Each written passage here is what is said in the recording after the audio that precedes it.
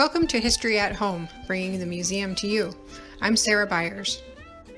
One of the most common questions we get at the Willoughby Historical Museum is, what were those wheels for? Or the alternative, were those wheels used for moving cannon? The large wheels in front of the museum have served as an icon of the Willoughby Historical Museum virtually from the very beginning. But what was their purpose? The wheels were designed for moving logs. Several logs would be slung underneath the arched section, with one end in the air and the other dragging on the ground. A team of horses, hitched to the other end of the wheels, provided the power to move the logs from one place to another.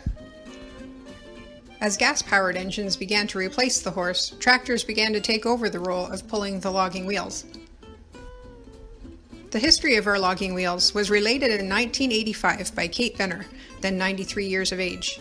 Kate was the daughter of David Shirk of Shirkston, Ontario, who originally owned the wheels and used them at a sawmill in Humberston Township. Kate remembered in particular the wheels being used to haul logs past her school in Shirkston in 1899, on the occasion of the Pan American Exposition in Buffalo, New York. The logs being hauled were on their way to Buffalo, presumably for display. Sometime later, the wheels were given or sold to David's son-in-law, Jesse G. Morningstar, who opened a lumber business on Montrose Road in 1910.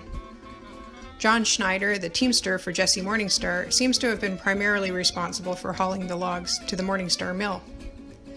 The wheels were donated to the Willoughby Historical Museum by Jesse's son, Horace Morningstar, in 1968 when the museum opened. Like anything that sits outside for a prolonged period of time, the logging wheels have had to weather the elements, and as a result, they've undergone several treatments and rebuildings to replace or repair damaged sections. Over the winter of 1975-76, the wheels were completely rebuilt by a company in Elmira. 7 years later, the wheels were once again off to Elmira, this time to replace both the wheels and the tongue. The wooden yoke and axle were replaced by a local carpenter in 1999.